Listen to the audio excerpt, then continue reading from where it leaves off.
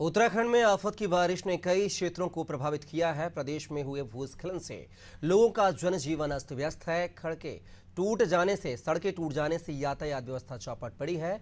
वहीं इस आपदा पर अब सियासत भी शुरू हो गई है। आखिर क्या है सियासत की वास्तविक तस्वीरें, आइए आपको दिखाते हैं इस रिपोर्ट के माध्यम से।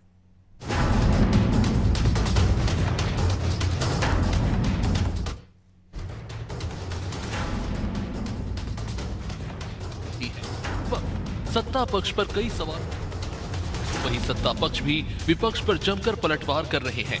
दरअसल विश्व प्रसिद्ध केदारनाथ धाम क्षेत्र की आपदा के बाद राहत और बचाव कार्यों का ग्राउंड जीरो पर पहुंचकर मुख्यमंत्री ने जायजा लिया और जब तक पैदल मार्ग पूरी तरह से ठीक नहीं हो जाते तब तक हेली सेवाओं के माध्यम से केदारनाथ की यात्रा संचालित की जाएगी। इसके साथ सरकार ने हेली सेवा में 25% की छूट भी दी है। सरकार के इस फैसले पर कांग्रेस ने सवाल उठाए। कांग्रेस के मुख्य प्रदेश प्रवक्ता गरिमा मेहरा दसौनी ने इस निर्णय को अपरिपक्वता और नासमझी भरा फैसला बताया। उन्होंने कहा कि प्रदेश के कई क्षेत्रों में आपदा जैसी अप्रिय घटनाएं हो रही हैं। स्थितियां सामान्य नहीं है।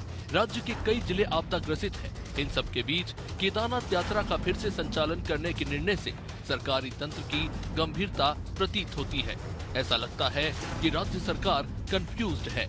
रहेगा कि हवाई दौरे करने के बजाय धरातल पर जमीन पर देखिए क्या कार्य होने हैं और एकला चलो की रणनीति को छोड़कर सामूहिक प्रयास कीजिए। अपने मंत्रिमंडल के साथियों को साथ लीजिए, अपने प्रशासनिक अधिकारियों को साथ लीजिए और तो और पर्वतीय अंचल जहां आपदा आई है वहां एक कैंप कार्यालय खोलिए ताकि बेहतर समन्वय हो सके, एडमिनिस्ट्रेशन और सुपरविजन बेहतर तरीके से हो सके और आपकी जो रेस्क्यू ऑपरेशंस हैं वो अंतिम छोर के व्यक्ति तक पहुंचे। लोग फंसे हुए हैं, अभी भी हमको जानकारी मिल रही है और तो और आपको एक सर्वदलीय समिति का गठन करना चाहिए।